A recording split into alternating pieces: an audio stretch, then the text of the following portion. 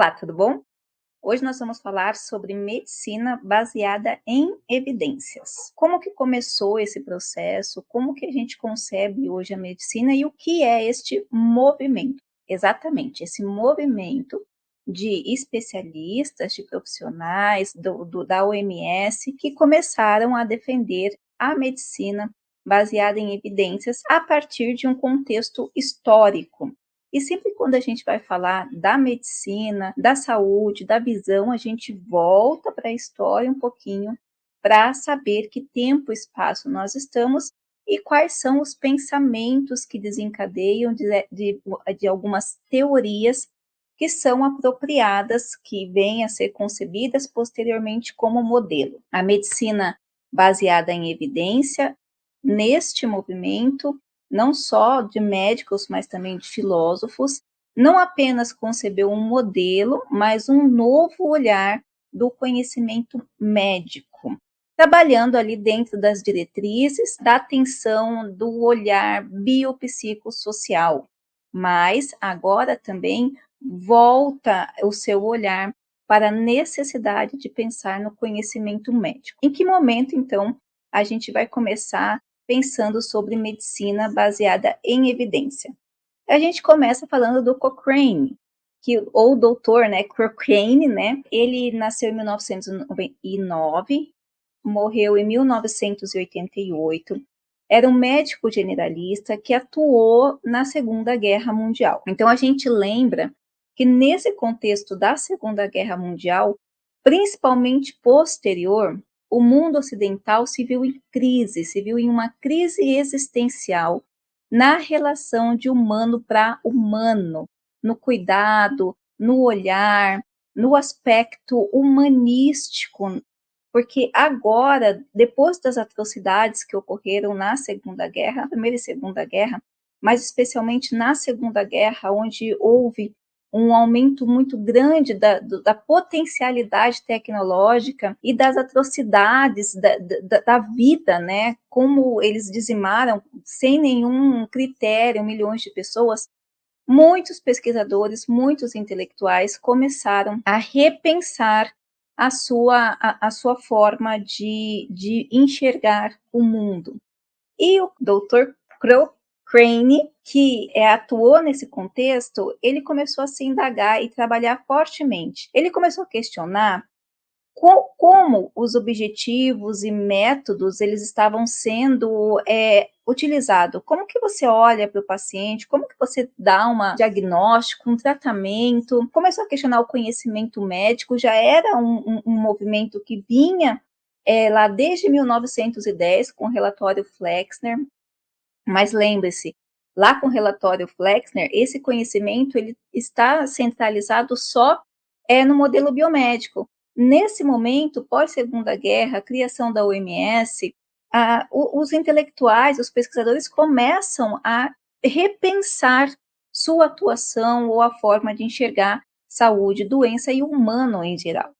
E nessa época, ele já começava a defender práticas aplicadas ou exercidas por meio de métodos. Então, como esses métodos impactariam a saúde pública de uma forma geral. E ele foi um dos primeiros responsáveis por buscar de uma forma ativa a parceria entre médicos epidemiologistas e médicos clínicos, numa associação para a promoção de pesquisas e adequação ou adoção de práticas que fossem direcionadas a partir de evidências e métodos científicos.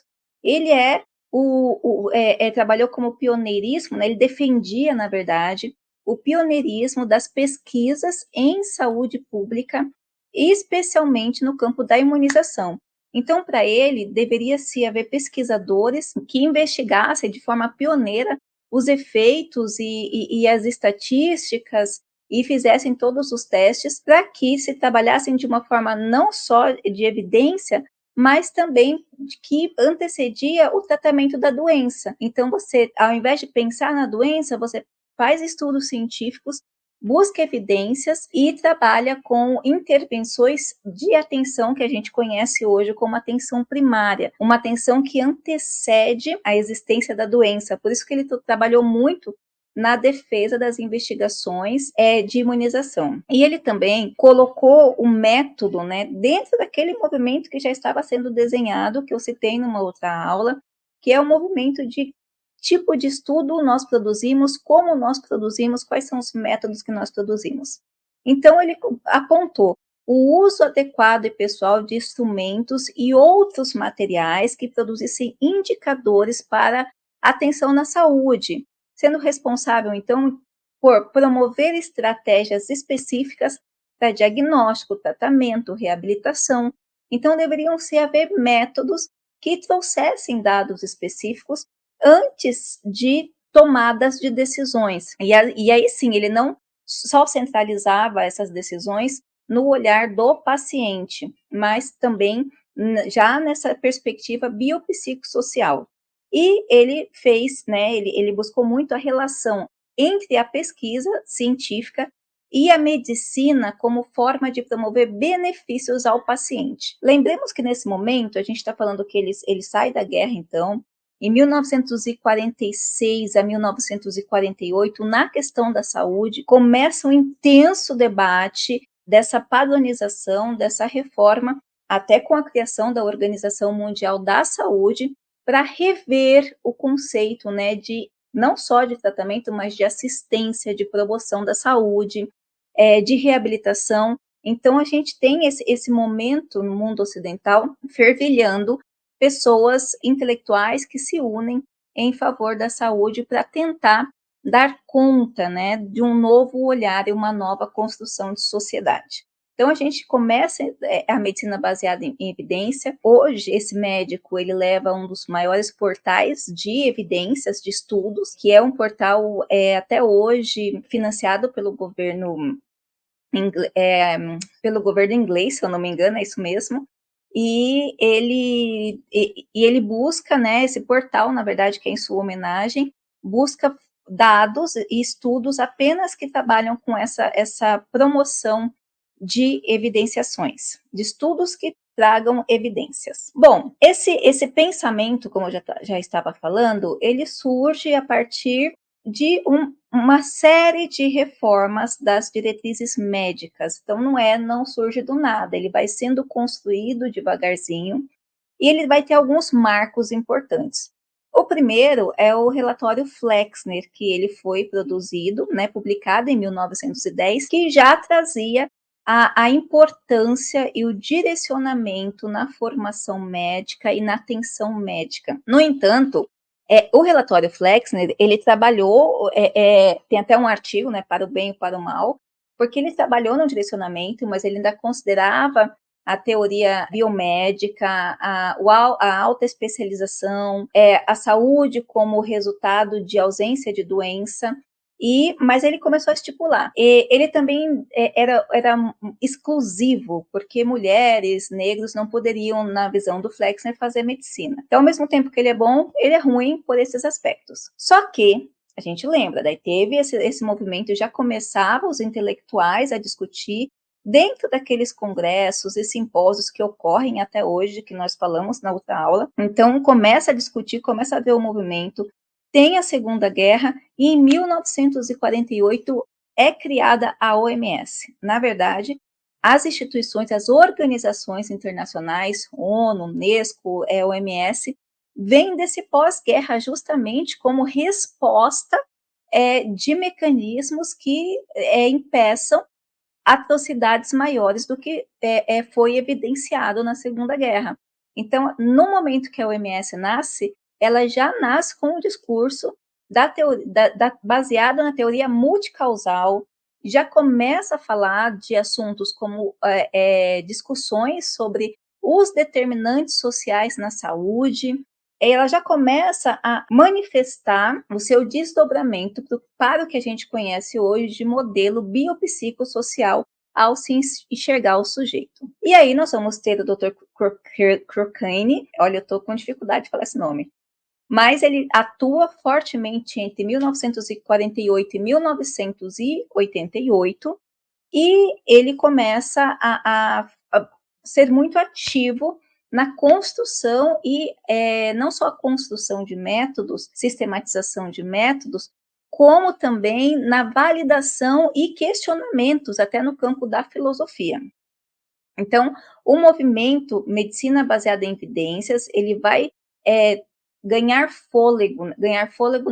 expansão com maior expressividade, depois da Conferência de Alma-Ata, lá em 1970, quando se bate o martelo, no sentido de consenso mundial, sobre os determinantes sociais na saúde e sobre a necessidade de se olhar o sujeito de uma forma biopsicossocial, como nós temos hoje.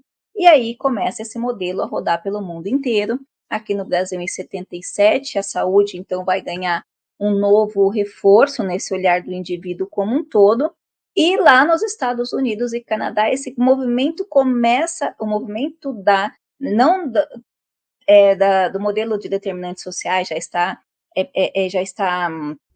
crescente, da atenção biopsicossocial já está crescente, mas o modelo da medicina baseada em evidências.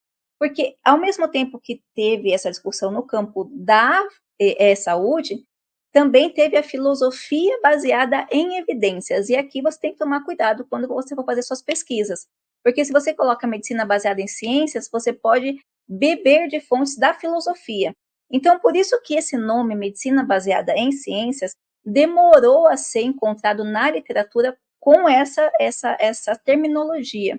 Porque, inicialmente, as discussões eram filosóficas. Aquelas discussões que ocorreram pós-guerra, Hans Jonas foi um grande questionador da técnica, né, como o homem usa a técnica para acabar com outro homem, das discussões de eugenia, nas discussões de bioética. Judith Butler também foi uma grande pesquisadora falando dessas questões, desses desdobramentos, desses vazios. Claro, Habermas veio um pouco depois, mas ele também começa a falar. Nós temos Foucault falando sobre isso, Deleuze e Derrida. Nós vamos ter uma explosão de intelectuais do campo da filosofia, trazendo essa construção do sujeito enquanto atuante no espaço e das atrocidades que esse mesmo indivíduo é capaz de fazer contra os seus, da capacidade de exterminar a própria raça humana. Então, a gente vai ter esse movimento com nome muito próximo, só que um está no campo filosófico e o outro está no campo da ciência. É claro que um vai beber do outro, das ciências biológicas, mas com este nome, com essa terminologia, medicina baseada em evidências, dentro da área da saúde, nós vamos encontrar só depois, finalzinho de 1980 e começo de 1990, alguns defendem que 1992, mas lembre-se, 1992 foi a primeira vez que um artigo da área da saúde foi publicado, que se tem conhecimento dessa publicação falando sobre, conceituando medicina baseada em evidências. Mas nós já tínhamos na filosofia, e o próprio professor Cochrane, ele já falava sobre isso, sobre medicina, uma necessidade de uma prática baseada em evidências e métodos, ok? É muito bom colocar esse tempo e espaço para a gente não confundir quando a gente encontra as literaturas que falam sobre. Primeira vez que a expressão foi publicada, é justamente isso que eu estava falando. A expressão medicina baseada em evidência foi usada pela primeira vez em 92, numa publicação de um grupo, né, auto-intitulado Trabalho Medicina Baseado em Evidências, formado por professores de epidemiologia clínica, informática, médica e bioestatística da Universidade de McMaster, no Canadá.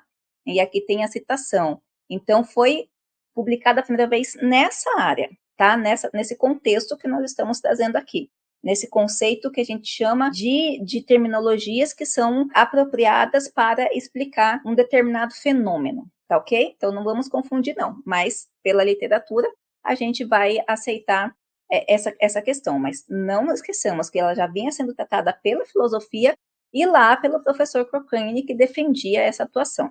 Como a gente pode definir, então, a medicina baseada em evidências?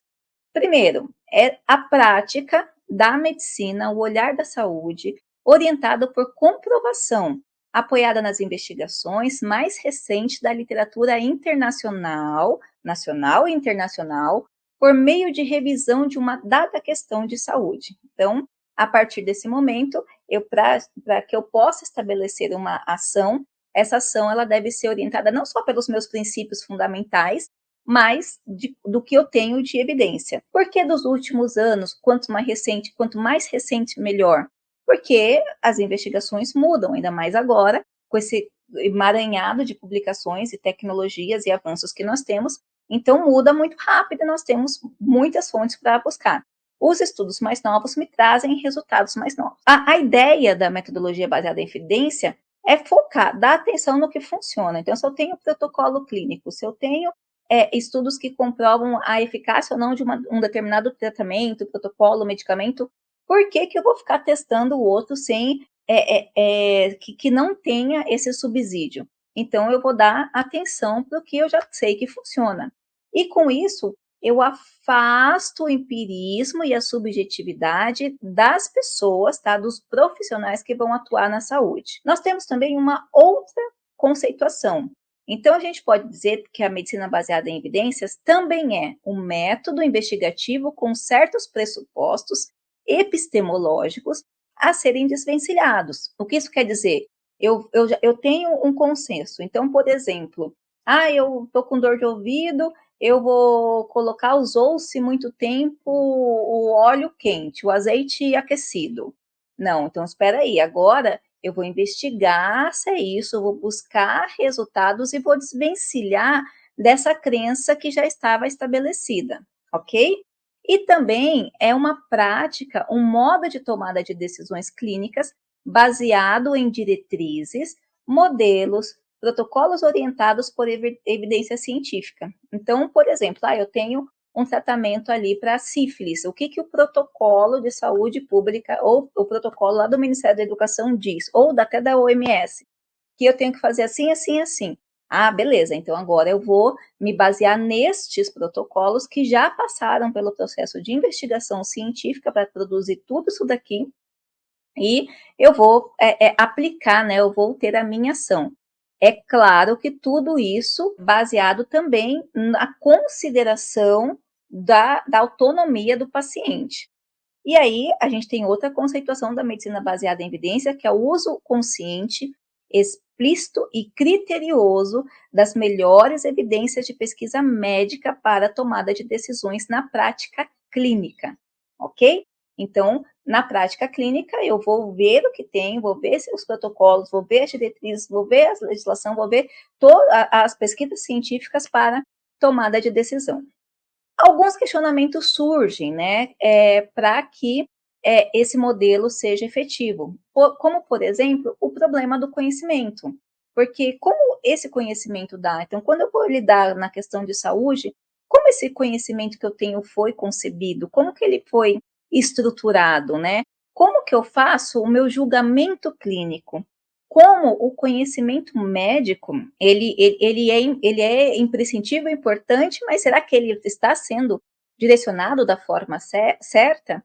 E com isso, alguns pesquisadores também questionam, mas puxa, evidência, mas não existe algumas formas de manipulação da pesquisa científica? E tem bastante, porque você tem direcionamentos, você tem os financiamento, e algumas críticas da medicina baseada em evidência surgem a partir disso mesmo, da proposta de uma medicina neoliberal, porque quem pode, os laboratórios, as grandes indústrias que financiam essas pesquisas dentro dos programas de pós-graduações, das associações, podem levar essa informação por certos caminhos. Então, são discussões que vão surgindo no campo da medicina baseada em evidências.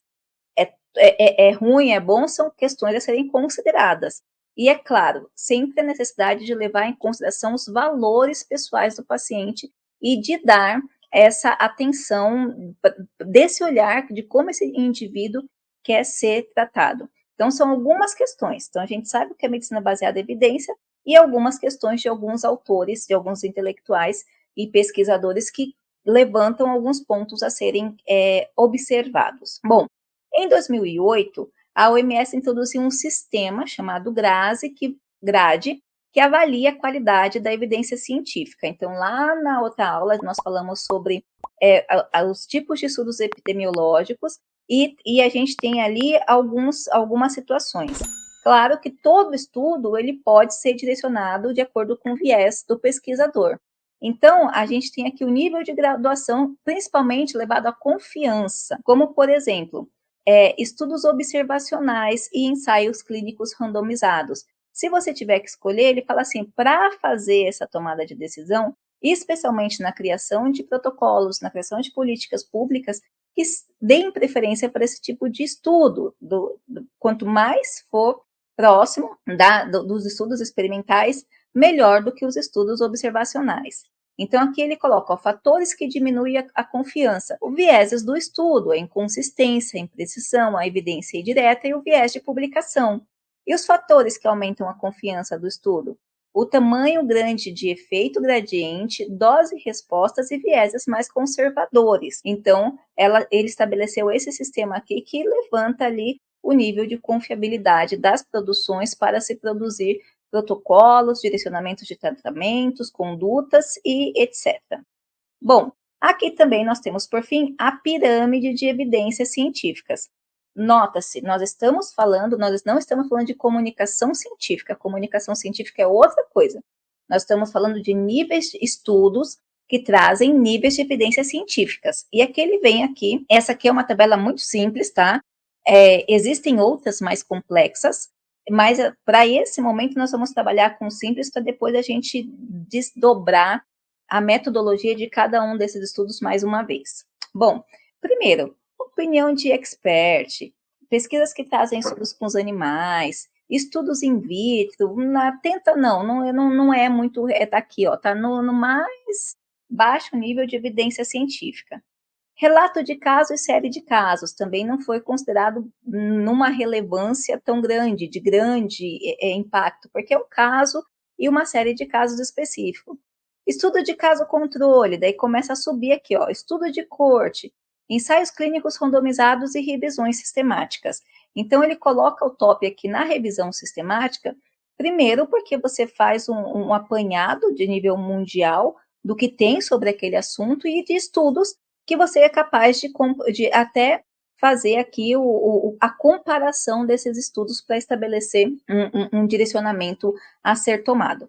Essas evidências científicas são principalmente, tá, essa pirâmide para tomada de decisão de protocolo, de tratamento, de condutas, para realizar protocolos, para fazer um protocolo clínico. O Ministério da Saúde fazem muitas revisões sistemáticas, por exemplo, e as associações também, a OMS faz revisões sistemáticas, porque você está fazendo uma análise do que tem. Claro, sempre com as abordagens estatísticas, com critérios de inclusão e exclusão bem definidos. Mas a gente vai ter aqui uma medicina baseada em evidências e esse grau aqui pela OMS que você deve considerar para reconhecer os melhores caminhos na prática da medicina, tá ok? Espero ter ajudado, um grande abraço e até mais. Yeah.